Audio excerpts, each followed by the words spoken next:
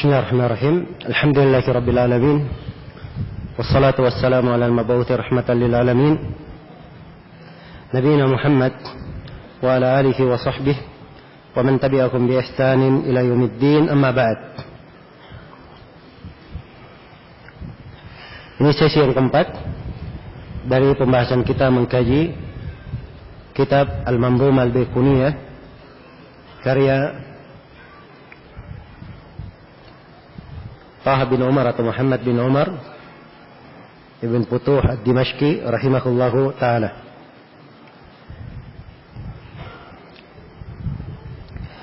Baik,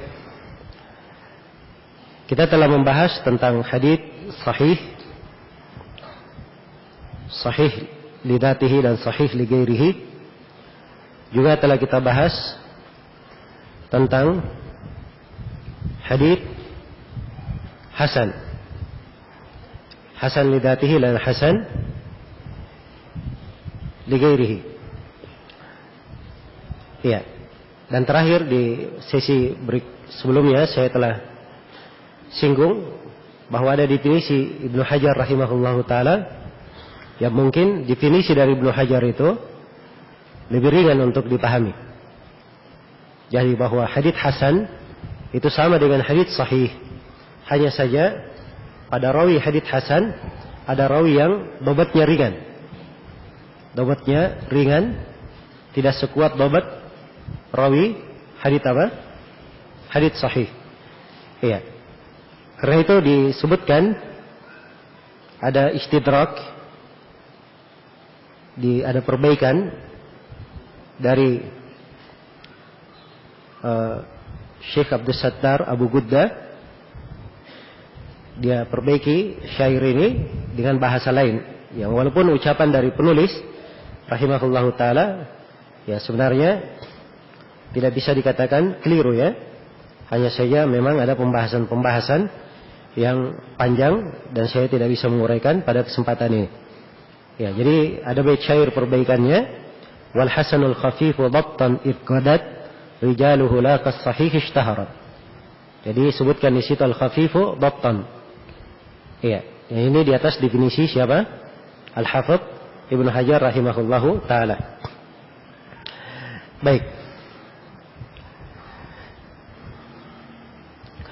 Kemudian bait syair yang ke-6, dan ini pembahasan bentuk yang ketiga dari bentuk ilmu hadits, yaitu pembahasan tentang hadits apa? Pembahasan tentang hadits dhaif. Kata beliau, wa kullu ma an rutbatil husni qasur fahuwa ad-dha'ifu wa huwa aksaman kathur. Iya.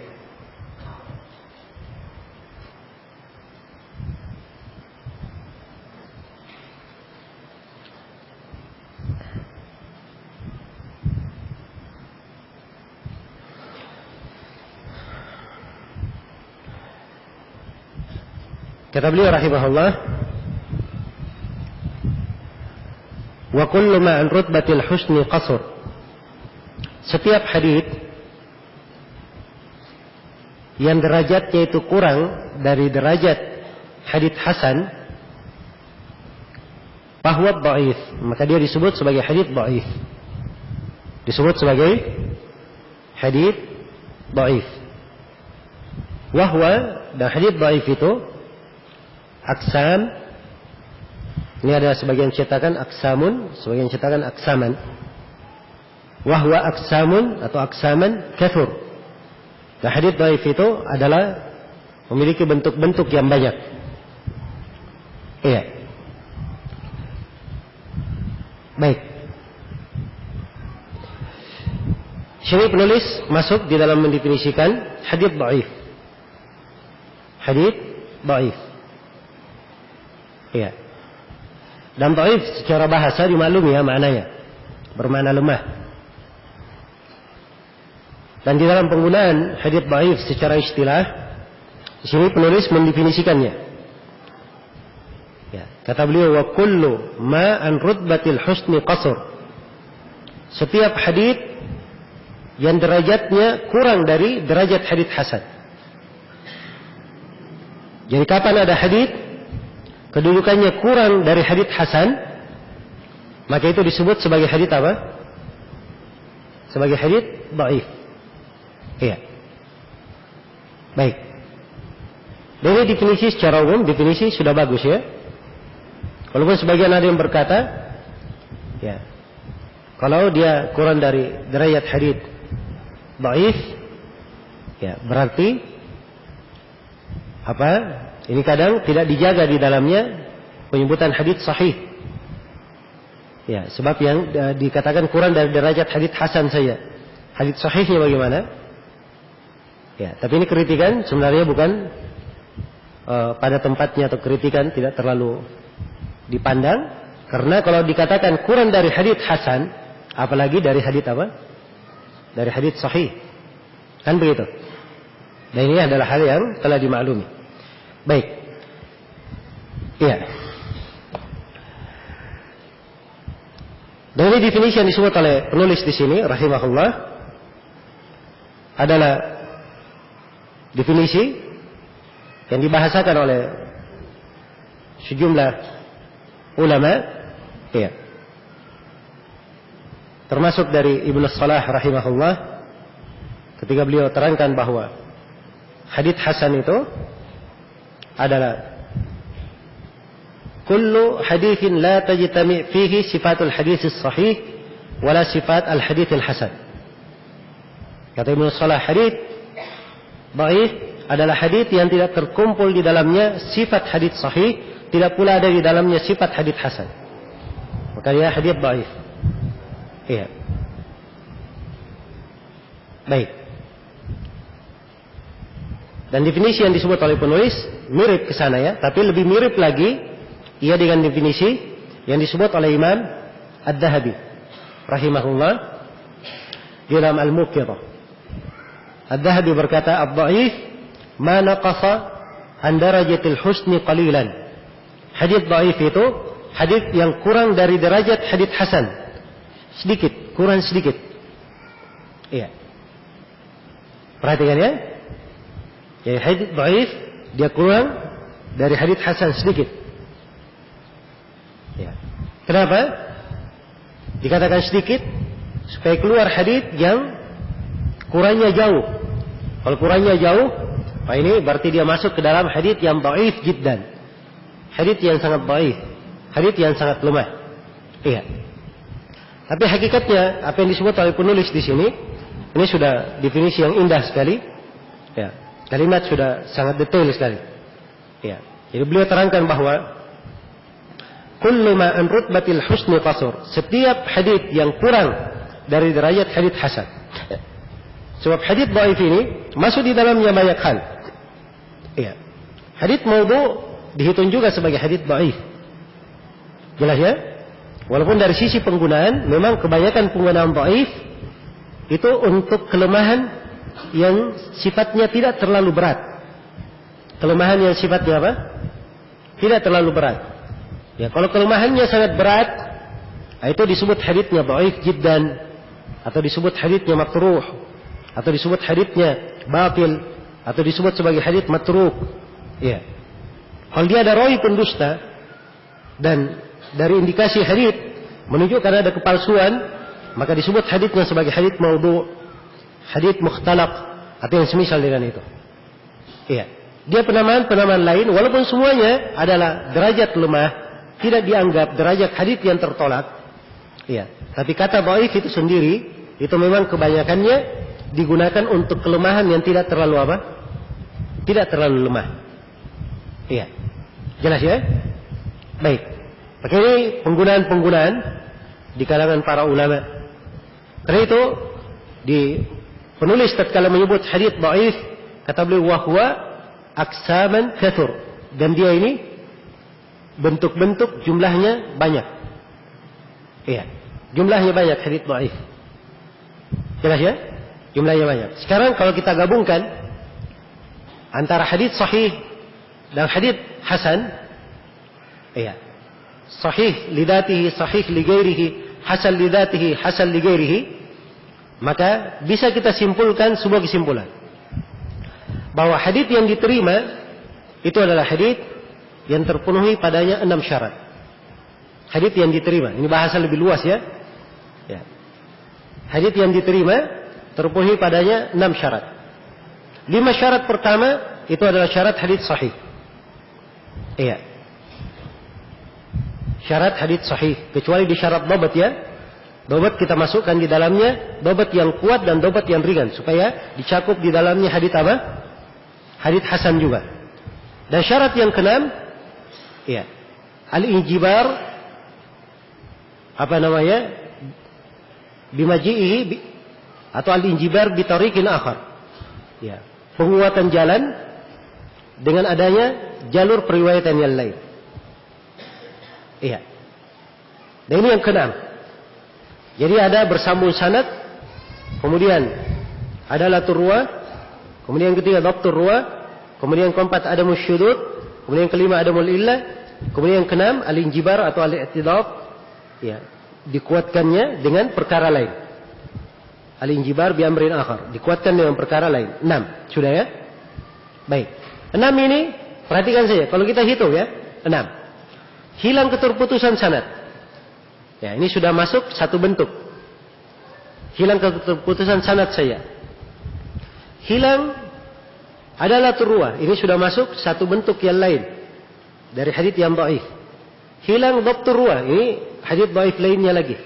Jelas ya? Hadits dhaif lainnya lagi. Jadi kalau dia hilang, ya, 6 sekaligus berarti sudah 6 nama hadits dhaif. Kalau hilang yang pertama dan kedua, syarat yang pertama dan syarat kedua, ini yang ketujuh. Hilang syarat pertama dan syarat ketiga, ini bentuk yang ke-8. Kalau dihitung semuanya, jumlahnya banyak sekali. Jelas ya? Ya, kalau dari sisi kemungkinan terjadinya, sebagian ulama ada yang menghitung bentuk hadits dhaif, iya. Sebagiannya ada yang menghitung bentuk hadits dhaif, ya, dalam jumlah 49 sebagaimana yang disebut oleh Ibnu Salah dari Ibnu Hibban. Al-Iraqi menghitung 42. Ya, As-Suyuti ya menyebutkan bahwa sebagian ada yang menghitung sampai 63. Sampai 63. Dan Ibnu Nasiruddin Ad-Dimashqi menghitung hadits dhaif menjadi 64. 64 bentuk. Ya, jelas ya? Dan ini sebenarnya kalau ingin didetailkan tentang hitungan-hitungannya, ini saya kira hal yang tidak terlalu penting. Jelas ya? Perkara yang tidak terlalu penting. Karena itu Al-Hafidz Ibnu Hajar rahimahullah berkata, "Inna dzalika ta'bun laisa wara'ahu arab." Itu adalah hal yang meletihkan. Di belakangnya tidak ada suatu hal yang kuat diambil sebagai manfaat. Iya. Baik. Jadi secara umum bahwa hadits yang dhaif, hadits yang lemah, ya. Hadits dhaif adalah hadits yang terkumpul padanya atau hadits yang kurang dari tingkatan hadits hasan. Iya. Kurang dari tingkatan hadits hasan. Iya. Dan sebab kekurangannya karena hilang salah satu dari 6 syarat hadits yang diterima. Iya. Baik. Dan dengan ini jelas sudah apa mana dari hadits dhaif tersebut. Ya, karena sebagian syarat, satu syarat saja ittisalus sanad. Ya. Tidak bersambungnya sanad. Ini sudah banyak nama ya. Sudah banyak nama. Iya. Kalau sanadnya tidak bersambung antara tabi'in kepada sahabat, ini disebut munqati', terputus. Sebagian ulama kadang menyebut mursal dengan bahasa mursal. Kalau antara tabi dan nabi ada keterputusan, maka ini disebut mursal. Iya. Antara penulis terputus, dihilangkan gurunya, ini disebut mu'allaq. Dua orang yang hilang di dalam sanad disebut mu'dhal. Ya, jadi sudah berapa nama? Mursal, mu'allaq, munqati', mu'dhal, dengan apa? Ya. Sudah 3 nama. Ya, sudah 3 nama kita pakai. Sudah 4. Ya, sudah 4 pembagian. Ini pada satu masalah saja, di masalah kebersambungan sanad. Hilang syarat kebersambungan sanad. Iya. Baik. Jadi ini yang disebut dengan hadits dhaif. Dan hadits dhaif ini, ya, itu memiliki sifat-sifat, memiliki kriteria-kriteria. Ya, dan faedah dari mempelajari ilmu mustalah hadits memang ya, intinya di situ. Bagaimana seorang mampu membedakan ini hadits diterima dan ini hadits ditolak. Iya. Ini hadits diterima, ini hadits ditolak. Ya, dan di sini di pembahasan hadits dhaif masuk di dalamnya cabang-cabang pembahasan yang banyak sekali. Iya. Karena dia ada cabang pembahasan yang banyak, penulis di sini hanya menerangkan bahwa dia aqsamun katsur. Iya, pembagiannya banyak sekali. Iya. Dan setelahnya beliau akan masuk merinci dari bentuk-bentuk ilmu hadits yang lainnya. Sekaligus beliau akan terangkan beberapa bentuk dari hadits dhaif. Iya. Baik. Ya, jadi sudah kita bahas tentang definisi hadits dhaif. Kemudian juga sudah kita bahas mana ucapan penulis kenapa hadits dhaif itu adalah jumlah yang banyak. Ya. Kemudian dari hal yang perlu saya terangkan juga di sini bahwa hadits dhaif itu adalah hadits yang tidak boleh diamalkan. Hadits dhaif adalah hadits yang tidak boleh apa? Diamalkan. Ya. Karena keabsahannya kepada Nabi sallallahu alaihi wasallam tidak bisa dipertanggungjawabkan. Iya. Makanya disebut sebagai hadits dhaif. Nah, dan ini inti masalah sebenarnya. Kenapa para ulama ahli hadits mereka sangat peka sekali terhadap penyandaran hadits itu? Sebab menyandarkan sesuatu kepada Nabi yang bukan dari hadits Nabi, ya, dia tahu ada kekeliruan dalam riwayatnya, dia sandarkan kepada Nabi, ini diancam dengan bahaya yang sangat besar. Rasulullah sallallahu alaihi wasallam bersabda, "Man kadzaba alayya muta'ammidan falyatabawwa maq'adahu minan nar." Siapa yang berdusta atas namaku dengan sengaja, hendaknya dia menyiapkan tempat duduknya di dalam neraka. Sudah dia tahu ini hadits lemah, tidak benar penyandarannya dari Nabi. Ya. Kemudian dia sengaja menyandarkannya kepada Rasulullah. Ini bahaya yang sangat besar. Iya. Ini didukung oleh hadits yang lain, hadits Al-Mughirah bin Syu'bah. Iya. Diriwayatkan oleh Imam Muslim dalam muqaddimahnya.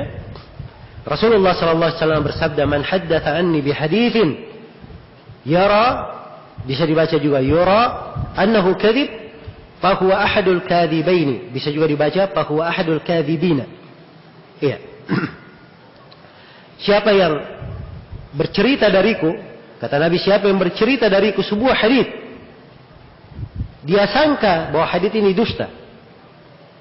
Ini kalimat yura ya, dia sangka.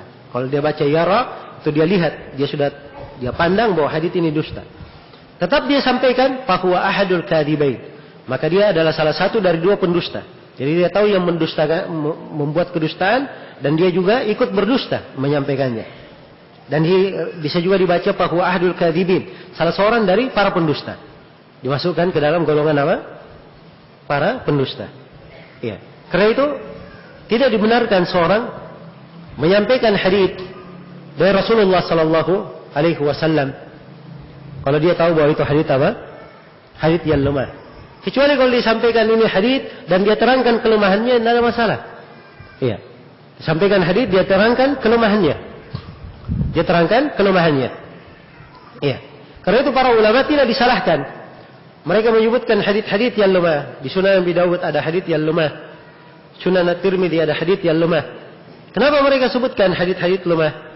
Ya, mereka tidak disalahkan sebab mereka sudah menyebutkan sanad periwayatan. Iya. Karena itu kata para ulama, man asnada faqad bari'at dhimmatuhu. Siapa yang sudah membawakan sanadnya, sudah lepas tanggung jawabnya. Iya. Sebab dengan penyandaran sanad, seorang yang membaca hadits dia bisa memeriksa hadits ini kuat atau tidak, diterima atau tidak. Jelas ya? Beda dengan orang yang menyampaikan hadits, ya, dia tahu kelemahan tapi tetap dia sampaikan, dia terangkan seakan-akan itu ucapan Nabi, padahal dia tahu itu adalah hadits yang apa? Hadits yang lemah. Dia tahu itu adalah hadits yang lemah. Dan ini tidak diperbolehkan. Ya, dan ini akan menyeret kita ke pembahasan yang lain. Ya. Yang kadang sebagian para ulama disebutkan dari mereka bahwa membolehkan beramal dengan hadits dhaif dalam fadail a'mal. Ya. Beramal dengan hadits lemah dalam fadilah-fadilah amalan. Nah. Jadi memang ada sebagian ulama yang berpendapat seperti itu. Ya, tapi bagi yang berpendapat seperti itu, mereka ya menyebutkan syarat-syarat. Sebagaimana disebut oleh Al-Hafidz Ibnu Hajar dan selainnya. Ya. Mereka menyebutkan syarat-syarat. Ya. Yang pertama dari syarat, kalau dia menyampaikan hadits yang lemah, dia bawakan dengan lafaz yang mengesankan kelemahannya. Diriwayatkan dari Nabi, telah dinukil dari Nabi. Ya, telah disebutkan dari Nabi. Penyandaran yang mengesankan bahwa ini tidak begitu kuat. Tapi jangan dia pastikan Nabi bersabda, Nabi berucap. Ini kan memastikan namanya. Ya. Jelas ya? Kemudian yang kedua, hendaknya kelemahan di dalam hadits itu bukan kelemahan yang berat, kelemahan yang ringan saja. Kelemahan yang ringan. Ini syarat kedua.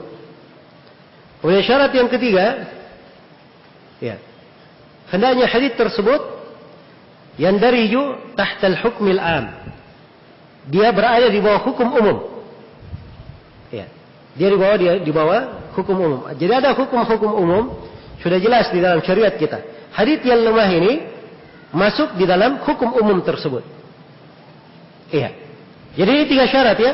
Sebenarnya kalau 3 syarat ini pun dibolehkan, ini tidak sembarang orang yang bisa apa? Bercerita dengan hadits lemah. Dari mana dia tahu ini kelemahannya ringan atau berat? Hah? Ini bukan pekerjaan setiap orang, pekerjaannya orang-orang yang berilmu. Iya. Jelas ya? Jadi kalau Imam Nawawi berdalilkan dengan sebagian hadits lemah misalnya untuk fadail amal, itu Imam Nawawi rahimahullah. Kamu siapa? Iya. Imam Nawawi ahli dalam hadits. Ya. Adapun kita, ya, tidak seperti Imam An-Nawawi rahimahullah. Bersama dengan itu 3 syarat ini pun, dengan 3 syarat ini pun itu adalah pendapat yang lemah, tidak kuat. Pendapat yang tidak kuat. Kadang di antara syubhat ada yang mengatakan bahwa Imam Ahmad berhujjah dengan hadits lemah, kalau tidak ada lagi yang lainnya. Iya. Ini harus dipahami ya, bahwa para ulama dahulu mereka tidak mengenal hadits itu kecuali 2, sahih dan dhaif saja. Tidak ada hadits hasan. Di istilah ulama, kebanyakan ulama terdahulu. Nanti populer istilah pembagian hadits menjadi 3, sahih, hasan dan dhaif, itu populer setelah Imam At-Tirmidzi. Imam At-Tirmidzi yang membaginya menjadi 3. Ya, dan Al-Khattabi menukil kesepakatan tentang menukil bahwa itu adalah pembagian dari ahli hadits.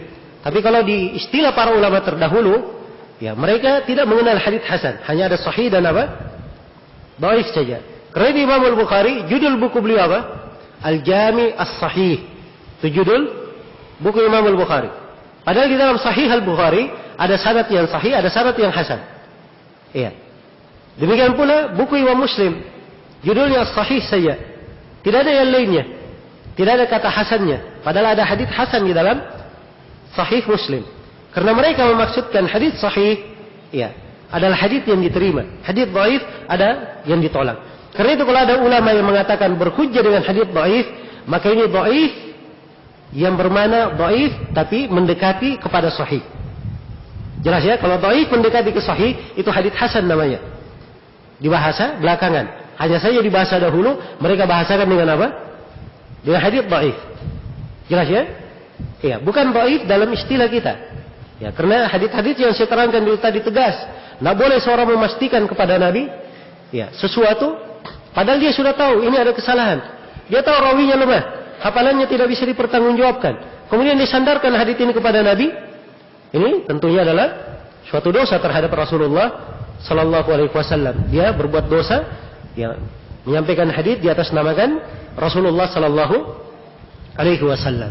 Iya, karena itu harus dipahami ya, bahwa hadits-hadits lemah itu adalah hadits yang tidak bisa dipakai berhujjah. Tidak bisa dipakai berhujjah. Kemudian hadits-hadits lemah ini memberi pengaruh-pengaruh dan dampak yang jelek. Iya, dampak yang jelek di tengah banyak manusia. Apakah dari sisi keyakinan, dari sisi akhlak, ya, dari sisi akhlak. Dan kadang dijadikan sebagai hadits, sebagian hadits lemah, akhirnya menjadi apa namanya dalil-dalil, ya, untuk sebagian orang yang memperturutkan hawa nafsunya, fanatisme terhadap madhabnya, Iya. Fanatisme terhadap madhabnya atau yang semisal dengan itu. Baik. Karena itu hendaknya dipahami bahwa hadits-hadits lemah ini dari perkara yang membahayakan umat. Karena itu para ulama ahli hadits, ya, mereka menghabiskan umur mereka menjaga syariat ini, melindungi hadits Rasulullah sallallahu alaihi wasallam dari kedustaan-kedustaan, ya, para rawi, kekeliruan-kekeliruan orang-orang yang meriwayatkan, untuk menjaga dan memelihara hadits Rasulullah sallallahu alaihi wasallam. Dan alhamdulillah hingga hari ini kita masih memiliki ulama ahli hadits yang menjaga dan memelihara hadits-hadits Rasulullah sallallahu alaihi wasallam. Iya. Dan banyak ya hadits-hadits palsu ya beredar. Nah, apalagi yang biasa main di internet. Ya. Tuh belakangan ini sering muncul hadits-hadits palsu, tidak ada sumbernya. Sebelumnya para pendusta yang sebelumnya saja tidak pernah tahu ada hadits-hadits itu. Iya. Sebab tidak ada di dalam Al-Mawdu'at karya Ibnul Jauzi, tidak ada di dalam Al-Abatil karya Al-Jauzajani, tidak ada. Ya, tidak ada di dalam Al-Kamil karya Ibnu Adi. Dari mana didatangkan oleh orang-orang ini? Iya. Maka harus diketahui ya bahwa orang-orang yang memasukkan hadits itu ada dari masa ke masa. Tapi para ulama ahli hadits tetap jeli dalam melihat dan memandang riwayat-riwayat. Dan insyaallah taala akan datang di pembahasan hadits palsu nanti. Ya, bagaimana sikap-sikap para ulama dan kedetailan mereka di dalam menghukumi hadits sebagai hadits yang dhaif atau hadits yang palsu. Baik, sekira selesai ya pembahasan hadits dhaif ini. Sekarang kita pindah ke pembahasan berikutnya. Iya. Baik, jadi sekarang sudah berlalu 3 ya pembahasannya. Bentuk yang pertama dari ilmu hadits sahih. Bentuk yang kedua tadi hadits apa? Hasan. Dan bentuk yang ketiga sekarang yang kita bahas hadits dhaif. Sekarang kita masuk ke bentuk yang keempat, yaitu hadits marfu'. Hadits marfu'. Iya. Hadits marfu' dan hadits maqtu'. 5 ya, 4 dan 5. Marfu' dan maqtu' disebut oleh penulis rahimahullahu taala dalam satu bait syair. Kata beliau rahimahullah, "Wa ma udhifa lin-nabi وما أضيف للنبي المرفوع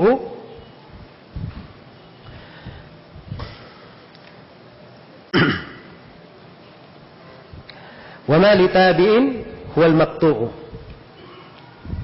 Iya. Kata beliau, "Wa ma udhifa lin-nabi al-marfu'u." Lin-nabi di situ ya-nya disukun ya untuk mengikuti qafiyah. Karena itu langsung disambung. Ba-nya bi langsung masuk ke marfu'. Wa ma udhifa lin-nabil marfu'u wa ma litabi'in huwal maqtu'u. Iya. Ini 2. Pertama hadits marfu'. Wa ma udhifa lin-nabil marfu'u. Apa yang disandarkan kepada Nabi, maka itu dihitung sebagai hadits yang marfu'. Dihitung sebagai hadits yang apa? Hadits yang marfu'. Iya. Jadi kalau dia disandarkan kepada Rasulullah sallallahu alaihi wasallam, maka itu disebut sebagai hadits yang marfu'. Penyandaran kepada Rasulullah sallallahu alaihi wasallam ada 4 hal yang disandarkan kepada beliau, atau terbagi 4 penyandaran kepada Nabi. Yang pertama yang disandarkan kepada Nabi dalam bentuk ucapan. Yang kedua dalam bentuk perbuatan. Yang ketiga dalam bentuk penetapan atau ikrar. Ya, penetapan atau persetujuan dari Nabi. Dan yang keempat dalam bentuk sifat, pensifatan. Ya, ini 4 hal yang disandarkan kepada Nabi sallallahu alaihi wasallam. Iya.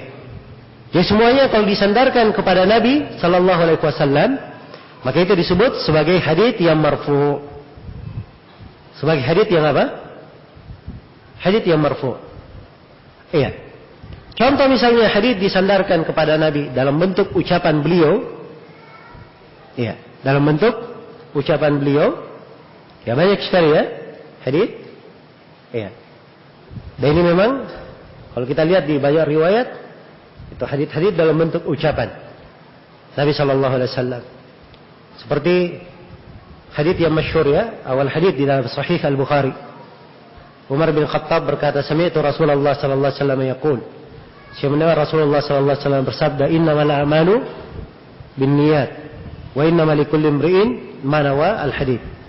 Ini dari ucapan Nabi sallallahu alaihi wasallam. Iya. Langsung Nabi yang mengucapkannya. Baik. Seperti contoh misalnya di pembahasan sifat ketinggian Allah. Allah Maha tinggi di atas langit. Nabi sallallahu alaihi wasallam bersabda dalam hadits riwayat Bukhari dan Muslim, "Ala ta'manuni wa ana aminu man fis sama." Tidakkah kalian mempercayai aku? Padahal aku adalah kepercayaan Allah yang berada di atas langit. Ini dari ucapan Nabi sallallahu alaihi wasallam. Jadi ini bentuk yang pertama ya, dari hadits marfu disandarkan kepada siapa? Nabi sallallahu alaihi wasallam dalam bentuk ucapan. Yang kedua dari hadits marfu yang disandarkan kepada Nabi dalam bentuk apa? Dalam bentuk perbuatan. Ya, dalam bentuk perbuatan. Seperti Nabi berbuat sesuatu, melakukan sholat 2 rakaat, ya, dan seterusnya. Dari hadits-hadits yang menjelaskan perbuatannya, maka ini dikatakan marfu dari perbuatan Nabi sallallahu alaihi wasallam. Iya. Seperti Rasulullah sallallahu alaihi wasallam bersabda, atau beliau berbuat ya. Beliau ketika di Hajjatul Wada, ya, setelah menyampaikan kepada manusia haditsnya, lalu beliau berkata, ya, "Hal ballagtu, apakah aku telah menyampaikan agama ini kepada kalian?" Maka para sahabat menjawab, "Bala." Maka Nabi mengangkat tangannya ke langit. Lalu beliau berkata, "Allahumma ishhad." Ya Allah, persaksikanlah. Maka ini dari perbuatan Nabi sallallahu alaihi wasallam menunjukkan ketinggian Allah Subhanahu wa taala di atas langit. Iya, dan telah syah dari Nabi sallallahu alaihi wasallam bahwa beliau minum air Zam-Zam dalam keadaan apa? Dalam keadaan berdiri. Minum air Zam-Zam dalam keadaan berdiri. Dan seterusnya dari banyak hadits yang menjelaskan perbuatan Nabi sallallahu alaihi wasallam. Kemudian yang ketiga, iya, dari hadits marfu yang disandarkan kepada Nabi, ada yang disandarkan dalam bentuk penetapan. Dalam bentuk penetapan. Jadi dilakukan sesuatu di depan Nabi, dikerjakan sesuatu di depan Nabi, diucapkan sesuatu di depan Nabi, dan Nabi tidak menegurnya. Nabi tidak menyalahkannya. Iya. Maka ini penetapan namanya. Seperti di pembahasan sifat ulu, hadits Muawiyah bin Hakam As-Sulami, riwayat Muslim, Rasulullah sallallahu alaihi wasallam bertanya kepada budak perempuan, iya, "Aina Allah?" Di mana Allah? Maka budak perempuan menjawab, "Fis sama," di atas langit. Kemudian Nabi tanya lagi, "Man ana?" Siapakah saya? Maka budak perempuan menjawab, "Engkau adalah Rasul Allah." Maka beliau berkata, "I'tikha fa innaha mu'minah." Bebaskan budak perempuan ini, sungguhnya dia adalah seorang budak yang beriman. Ya. Jadi Nabi tidak berkata, "Jawaban kamu benar." Tidak. Tapi tatkala Nabi katakan bebaskan dia adalah seorang perempuan mukminah, ini menunjukkan jawabannya disetujui atau tidak? Ya, menunjukkan disetujui. Jelas ya? Bahkan disebut bahwa itu adalah ciri keimanan. Sebab Nabi katakan bebaskan dia, sungguhnya dia adalah seorang perempuan yang beriman. Diketahui keimanannya dengan 2 hal. Karena dia mengakui Allah di atas langit, dan dia mengakui bahwa Nabi adalah Rasul Allah Subhanahu wa taala. Ya, dan dari sifat Rasulullah sallallahu alaihi wasallam, ya, disebutkan, ya, seperti dalam hadits Ibnu Abbas, "Kana Nabi sallallahu alaihi wasallam asja'an nas." Adalah Nabi sallallahu alaihi wasallam adalah manusia yang paling pemberani. Ya. Dan disebutkan juga dari sifat beliau, ya, yu'raful ghadab min wajhihi. Ya, kalau beliau beliau marah, itu kelihatan marah di wajah beliau. Kelihatan di wajah beliau bahwa beliau sedang marah. Iya. Dan dari hadits penyandaran sifat beliau bahwa Nabi sallallahu alaihi wasallam itu tidak terlalu tinggi, tidak juga pendek. Iya, beliau sedang-sedang saja. Dari sifat rambut beliau tidak keriting, tidak pula lurus. Ya, ini semuanya penyandaran dalam bentuk apa? Sifat. Apakah sifat yang berkaitan dengan penciptaan beliau, ya, dari sisi al-khalq, atau sifat dari berkaitan dengan masalah al-khuluq, dari akhlak beliau. Dari akhlak beliau sallallahu alaihi wasallam. Dan ini untuk sifat-sifat Nabi sallallahu alaihi wasallam, ini diterangkan dalam buku-buku khusus ya. Ada kitab-kitab khusus. Kalau di Jawami ada pembahasan tentang syama'il ya sifat-sifat Nabi sallallahu alaihi wasallam, dan Imam Tirmidzi ya ada buku tersendiri beliau tulis tentang syama'il Nabi sallallahu alaihi wasallam. Demikian pula Abu Syekh Al-Asbahani punya buku khusus tentang sifat-sifat Nabi sallallahu alaihi wasallam. Nah, banyak buku yang ditulis oleh para ulama berkaitan dengan hal ini. Jadi secara global bahwa hadits yang marfu disandarkan kepada Nabi sallallahu alaihi wasallam itu ada 4 jenis bentuk penyandarannya. Ada yang disandarkan dalam bentuk ucapan, ada yang dalam bentuk perbuatan, ada yang dalam bentuk penetapan atau persetujuan, dan yang keempat dalam bentuk apa? Dalam bentuk sifat. Iya.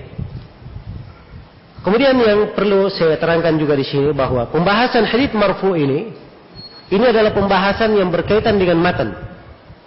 Pembahasan berkaitan dengan apa? Berkaitan dengan matan, tidak berkaitan dengan sanad. Tidak berkaitan dengan sanad. Jadi dalam hadits marfu yang diukur siapa yang mengucapkan. Kalau disandarkan kepada Nabi sudah haditsnya marfu. Mau sanadnya lemah, mau sanadnya sahih, mau sanadnya hasan, itu tidak ada urusan. Sebab ini bukan pembahasan apa? Pembahasan sanad. Dia pembahasan matan saja. Untuk hadits marfu. Jelas ya?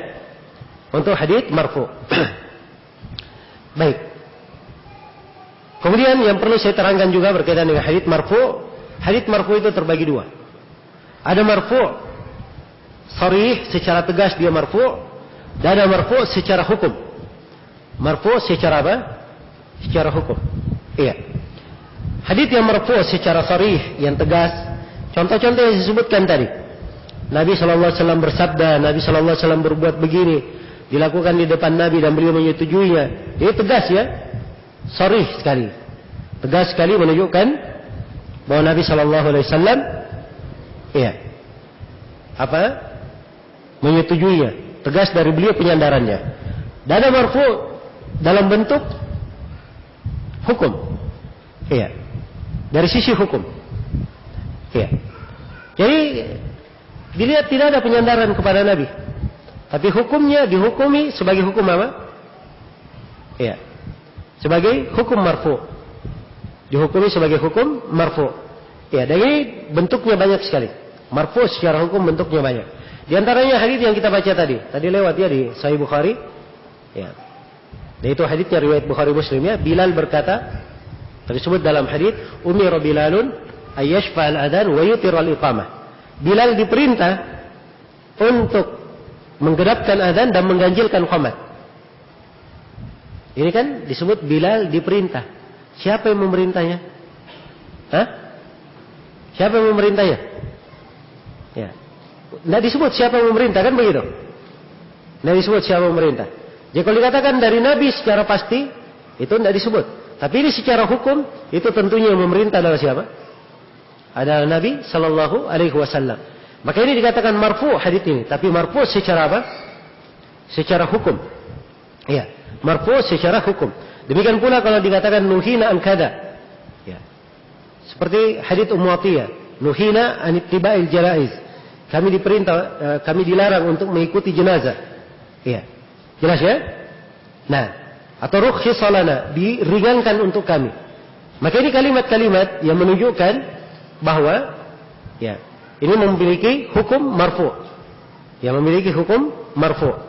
Nah, demikian pula di antara hal yang menunjukkan hukum marfu, ya, apabila sahabat mengisahkan sesuatu di masa Nabi sallallahu alaihi wasallam. Seperti ucapan Jabir radhiyallahu taala anhu, "Kunna na'zil wal Qur'anu yanzil." Kami melakukan azl dan Quran turun. Ya. Ini disebutkan dari ucapan, dari perbuatan sahabat. Tapi ini di masa Al-Quran turun, di masa wahyu, artinya itu di masa Nabi sallallahu alaihi wasallam, di atas persetujuan dan pengetahuan Nabi. Andai kata itu terlarang, maka pasti Al-Quran turun menegur, atau Rasulullah pasti akan melarang para sahabat. Iya. Demikian pula di antara hal yang memiliki hukum marfu, apabila para sahabat itu, ya, apabila sahabat mengabarkan tentang perkara-perkara gaib, perkara-perkara yang sudah berlalu, ya, mengabarkan, mereka kabarkan. Seperti penafsiran Ibnu Abbas bahwa kursi adalah letak kedua kaki Allah Subhanahu wa taala. Ini penafsiran Ibnu Abbas. Tapi Ibnu Abbas dari mana dapat penafsiran ini? Dia berani menafsirkan sendiri? Tidak mungkin Ibnu Abbas berani menafsirkan sendiri. Makanya seperti ini dikatakan marfu secara hukum. Marfu secara apa? Secara hukum. Demikian pula kalau sahabat mengisahkan tentang perkara-perkara yang akan datang. Kejadian tentang fitnah, tentang tanda-tanda kiamat dan seterusnya. Ini dari perkara-perkara yang tidak ada yang mengetahuinya kecuali Allah Subhanahu wa taala. Maka apabila sahabat ada yang meriwayatkan seperti itu menunjukkan bahwa mereka mengambilnya dari Rasulullah sallallahu alaihi wasallam dan Allah Subhanahu wa taala telah mewahyukan itu kepada Nabi-Nya sallallahu alaihi wasallam. Jelas ya? Demikian pula kalau sahabat menyebutkan ketentuan pahala. Ketentuan pahala. Siapa yang membunuh tokek 1 kali pukul mati 100 dapat 100 pahala. 2 kali pukul mati dapat 90 pahala. Ini dinisbatkan, diucapkan oleh sebagian sahabat. Tapi sahabat dari mana dia berani memastikan dapat pahala? Jelas ya? Atau seperti ucapan Abu Sa'id Al-Khudri radhiyallahu taala anhu, beliau berkata, "Man qara'a surat al-Kahfi lailatal Jum'ah, adha'a Allahu lahu nur bainahu wa bain baitil atiq." Barang siapa yang membaca surah Al-Kahfi di malam Jumat, maka Allah akan terangi untuknya cahaya antara dia dan antara Ka'bah, Baitul Atiq. Perhatikan. Ini ucapan Abu Sa'id. Tapi Abu Sa'id menjanjikan pahala seperti ini dari mana dia dapat? Tentunya dari Rasulullah SAW. Tidak mungkin ada sahabat lancangnya dia menjanjikan pahala sendiri. Ini disebut marfu secara apa? Marfu secara hukum. Marfu secara hukum. Atau contoh lain, hadits Ibnu Mas'ud. Hadits Ibnu Mas'ud ada riwayatnya dan riwayat yang rajihnya ada riwayat mauquf. Walaupun dia di dalam Sahih Muslim riwayatnya marfu, tapi yang rajihnya dari sisi riwayat dia adalah mauquf. Ibnu Mas'ud berkata, "Yu'ta bi jahannam wa laha sab'una alf zimam." Akan didatangkan neraka Jahannam itu, dan neraka Jahannam diikat dengan 70.000 tali. Setiap tali ditarik oleh 70.000 malaikat. Sekarang Ibnu Mas'ud mengabarkan ini dari mana dia dapat? Apakah berani seorang sahabat mengabarkan sesuatu dari dirinya sendiri? Ini tidak mungkin ya. Maka ini disebut marfu, memiliki apa? Hukum marfu. Marfu hukman. Marfu secara hukum. Marfu secara hukum. Baik. Jadi selesai ya, saya beri contoh-contoh tentang hadits marfu. Jadi sekali lagi marfu itu terbagi dua. Ada marfu secara tegas, secara sharih, tegas. Dan ada marfu secara apa? Secara hukum.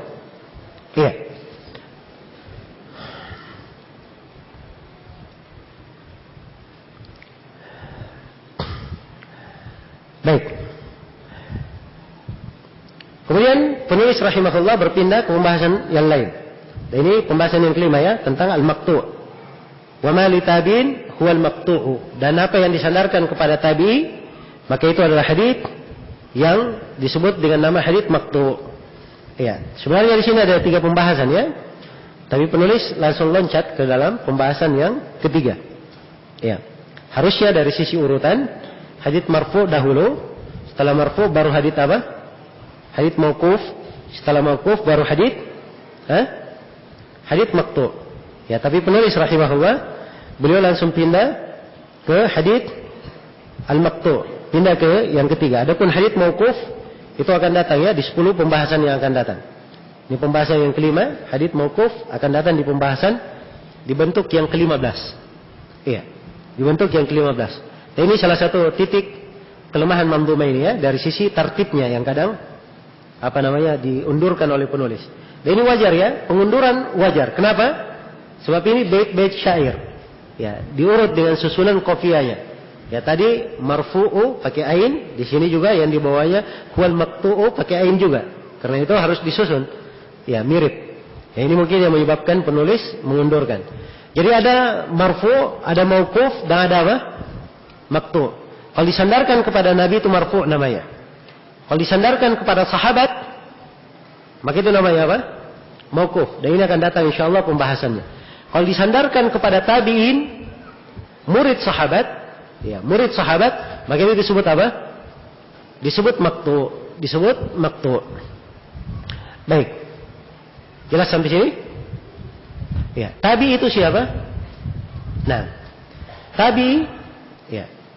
Yang dimaksud dengan tabi adalah siapa yang berjumpa dengan sahabat. Ya. Siapa yang berjumpa dengan sahabat? At-tabi huwa man laqiya as-sahabi musliman wa mata 'ala al-islam. Tabi adalah orang yang berjumpa dengan sahabat sebagai seorang muslim dan dia mati di atas keislaman. Iya. Ya, kalau dia pernah berjumpa dengan sahabat, maka itu disebut tabi. Disebut dengan apa? Nama tabi.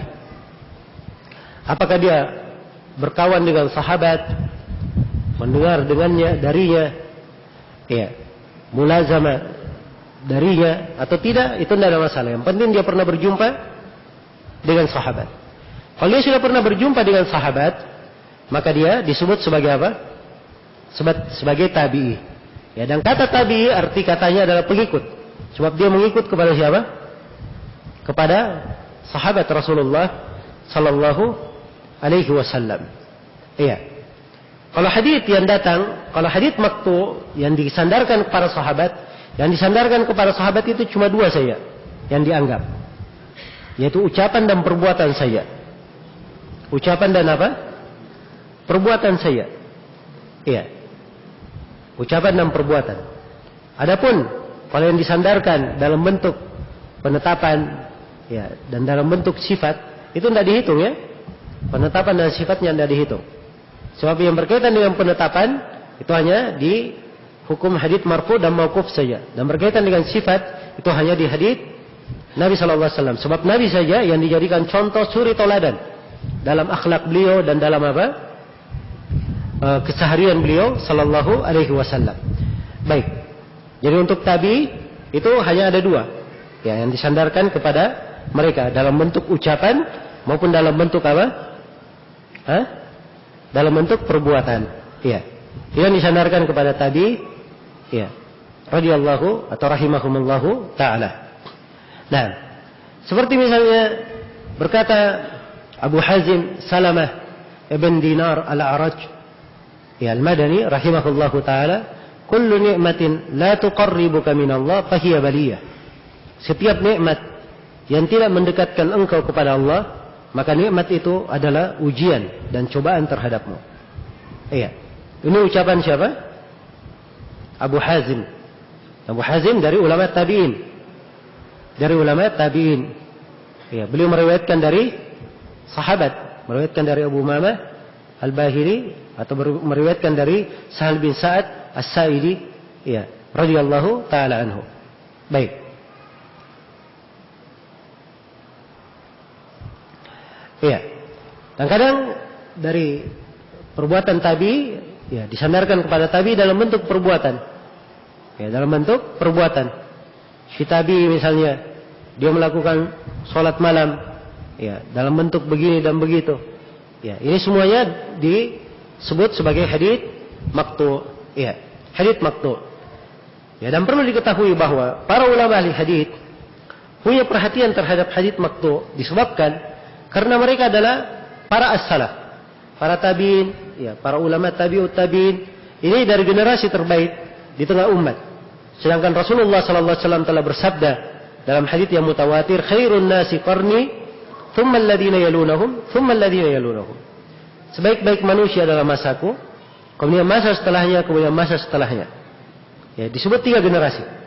Dan 2 generasi adalah generasi para tabi'in dan tabi'ut tabi'in. Iya. Maka itu para ulama rahimahumullahu taala juga mencatat ucapan-ucapan para tabi'in, tabi'ut tabi'in, bahkan mencatat ucapan dari para a'immah. Iya, dari berbagai bentuk dicatat. Kenapa dicatat? Iya, sebab terdapat di dalamnya suri tauladan. Bagaimana mereka memahami ayat-ayat dan hadits Rasulullah sallallahu alaihi wasallam yang marfu, dan bagaimana mereka mengamalkannya. Bagaimana mereka mengamalkannya? Iya. Dan inilah sebabnya para ulama punya perhatian yang besar dalam hal ini. Karena itu kita ketemukan ada buku-buku yang ditulis memuat athar para as-salaf dalam berbagai bidang. Iya. Di bidang agama secara umum dari awal sampai akhir ada 2 buku besar yang menjadi rujukan manusia di masa ini. Buku yang pertama adalah buku Musannaf karya Abdul Razzaq As-San'ani. Ini memuat banyak dari athar as-salaf, dari hadits-hadits maqtu'. Demikian pula buku yang kedua adalah buku Al-Musannaf karya Abu Bakar bin Abi Syaibah. Karya Abu Bakar bin Abi Syaibah. Iya. Ini buku dicetak ya belakangan ya dalam jumlah jilid yang sangat banyak. Ya, Musannaf Abdul Razzaq cetakan lama lebih 10 jilid ya. Ya, cetakan baru mungkin mendekati 10. Nah, dan Musannaf Ibnu Abi Syaibah ya cetakan lamanya ya lebih 10 dan cetakan barunya itu lebih banyak lagi di cetakan baru. Dan ini banyak athar di dalamnya. Ya. Demikian pula Musnad Al-Ja'd. Ya, yang disebut dengan Al-Ja'diyat. Ini banyak sekali athar di dalamnya. Ya. Kalau kita ingin baca athar dalam bidang fikih, ada buku-buku dalam hal ini. Seperti Tahdhibul Athar karya Abu Ja'far Muhammad bin Jarir At-Tabari. Demikian pula buku Imam Al-Baihaqi Al-Ma'rifah was Sunan. Ya. Ini memuat banyak dari athar. Ya. Demikian pula buku Ibnu Mundir Al-Awsat. Sebab Ibnu Mundir banyak menguraikan athar-athar. Dan Ibnu Abdul Bar rahimahullahu taala ya, di dalam bukunya Tamhid itu juga banyak menguraikan athar-athar khususnya berkaitan dengan apa? Pendapat-pendapat para ulama. Iya. Walaupun beliau banyak ihtimam ya dengan hadits-hadits Muwatta dari Imam Malik rahimahullahu taala, ya. Disyarah bukunya atau buku beliau Al-Muwatta disyarah oleh Ibnu Abdul Bar di dalam At-Tamhid tersebut. Baik. Jadi ini beberapa buku yang memuat tentang athar. Ya, karena itu menulis athar-athar, mengenal athar as-salaf itu bagian dari perhatian. Bagian dari perhatian. Karena itu para ulama yang menonjol, ya, mereka tidak hanya menghafal hadits Rasulullah saja. Ya, tidak menghafal ucapan sahabat saja, tapi dia juga hafal ucapan-ucapan para imam. Ucapan-ucapan para imam. Dan ini sudah apa? Ya, semakin luas ya pembahasannya. Ya kalau kita, ya Masya Allah ya, hadits-hadits saja, ya kita kurang di dalamnya. Apalagi mau menghafal ucapan sahabat, mau menghafal ucapan apa? Ucapan tabi'in. Ya. Tentunya ada yang diprioritaskan. Seorang mulai dari Al-Quran, dia menghafal hadits Rasulullah Sallallahu Alaihi Wasallam. Setelah itu dia hafal juga ucapan dari sahabat. Ya. Radhiyallahu ta'ala anhum dan ucapan para a'immah. Baik. Selesai sudah pembahasan tentang hadits al-maqtu'. Kita pindah pembahasan berikutnya dan ini pembahasan yang ke-6. Ya. Yaitu hadits musnad. Kata beliau wal musnadul muttasilul isnadi min rawihi hatta al-mustafa wa lam yabin. Ya. Kata beliau dan hadits musnad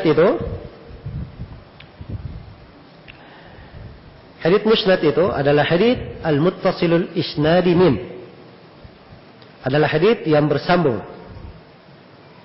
Al-muttasilul isnadi. Isnadi dikasrah di situ sebab dia mudhaf ya terhadap muttasil. Ya. Dan muttasilnya pakai alif lam sebab dia disifatkan kepada al-musnad. Baik. Min rawihi dari rawi-rawinya hatta al-mustafa sampai kepada al-mustafa. Walam yabin. Ya. Walam yabin. Walam yabin maksudnya tidak terputus ya. Walam yabin. Jadi bersambung dari rawinya sampai kepada Nabi. Ya, tidak terputus. Baik. Sini tampak ya bahwa penulis mendefinisikan musnad. Hadits musnad itu menurut penulis dia adalah hadits yang harus terpenuhi padanya 2 syarat. Hadits yang harus terpenuhi padanya berapa syarat? 2 syarat.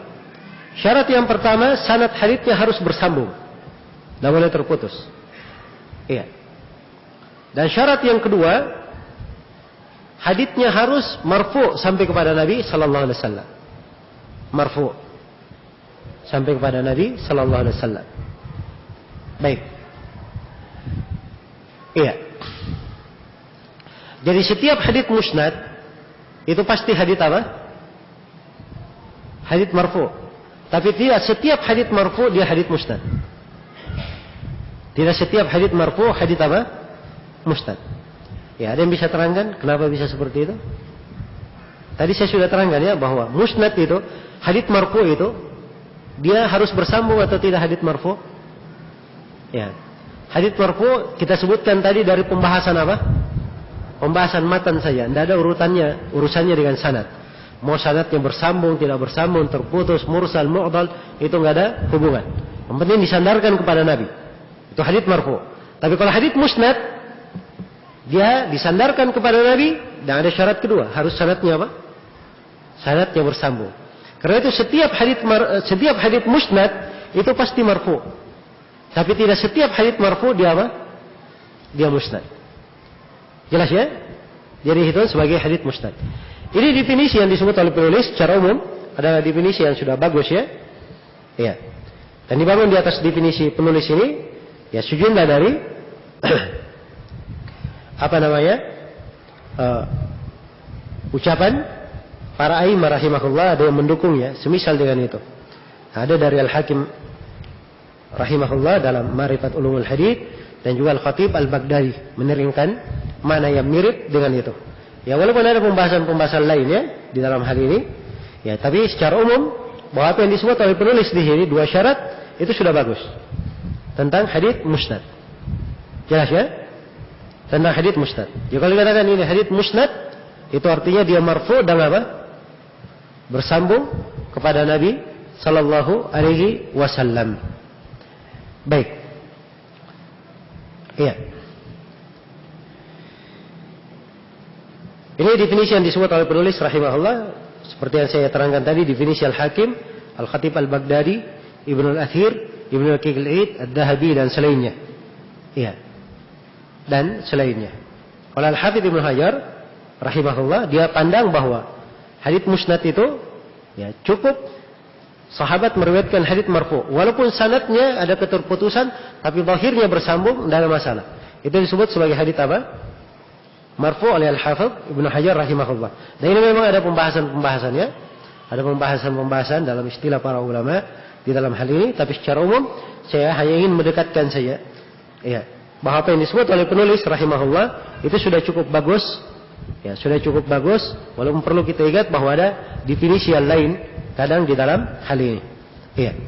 Dan di ilmu mustalah ya sebenarnya dari hal yang penting juga diketahui dalam mempelajari mustalah. Ya, seorang ketika membahas sebuah definisi, si alim A memberi definisi A, si alim B memberi definisi B. Maka di dalam pendefinisian kadang tidak cocok kita katakan yang kuatnya definisi A, yang kuatnya definisi B. Ya. Sebab setiap ulama punya istilah sendiri, istilahnya dia A. Kita paksakan ke B, kan tidak cocok. Ya. Maka, ya, yang mestinya yang kita kerjakan di sini, setiap alim kita kenal istilahnya masing-masing apa. Supaya kalau dia kerjakan istilahnya dalam buku ya, kita tahu maksud dia apa. Ya, yang dia inginkan adalah apa? Kita mengerti. Jelas ya? Dan ini penggunaan istilah adalah hal yang penting ya. Sebab para ulama berkata, la musyaha fil istilah. Tidak ada paksaan dalam masalah istilah. Tidak boleh dipaksakan. Ya, contoh penggunaan muttafaqun alaih. Muttafaqun alaih itu istilah di kalangan ulama belakangan. Kalau dikatakan hadits muttafaqun alaih itu artinya dikeluarkan oleh siapa? Al-Bukhari dan siapa? Dan Muslim. Ini masyhur ya istilah ini. Ya. Tapi kakek Ibnu Taimiyah, Al-Majid Ibnu Taimiyah dalam buku Al-Muntaqa, Muntaqa Al-Akhbar, dia menggunakan istilah muttafaqun alaih itu untuk riwayat Ahmad, Al-Bukhari dan Muslim. Dia tambah siapa? Dia tambah Imam Ahmad. Jelas ya? Maka istilah muttafaqun alaih di sini itu istilah dia sendiri. Ya, tidak boleh dipaksakan. Tidak boleh dipaksakan. Ya, dan Abu Nuaim Al-Asbahani di dalam Al-Hilyah juga memakai kata muttafaqun alaih. Ya, walaupun penggunaan muttafaqun alaihnya kurang jelas ya, Abu Nuaim Al-Asbahani apa yang dia maksudkan, mungkin istilah sendiri dan mungkin berjalan di atas istilah keumuman. Ala kulli hal bahwa ini istilah-istilah ya. Seperti yang saya jelaskan tadi, ya, tidak mesti sebuah istilah dipaksakan. Kalau dikatakan bahwa ini Al-Majid Ibn Taimiyah keliru maka muttafaqun alaih. Nah, itu istilah dia buat untuk dirinya sendiri. Maka tidak boleh dipaksakan seorang dengan apa? Dengan istilahnya. Ya, ini tentunya di dalam banyak masalah ya. banyak pembahasan yang berkaitan dengan ilmu mustalah. Ya, walaupun ya seorang dimaklumi ya, jangan sampai dia bikin istilah-istilah sendiri tidak dikenal di kalangan ulama. Ya, tidak dikenal di kalangan apa? Ulama. Ya, kalau orang yang seperti ini bikin istilah sendiri tidak dikenal di kalangan ulama, nah ini harus dipermasalahkan sebab itu orang aneh namanya.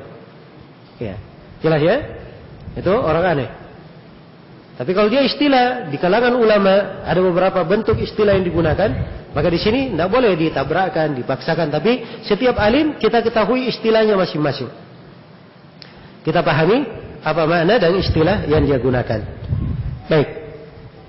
Sekira demikian berkaitan dengan hadits musnad. Iya.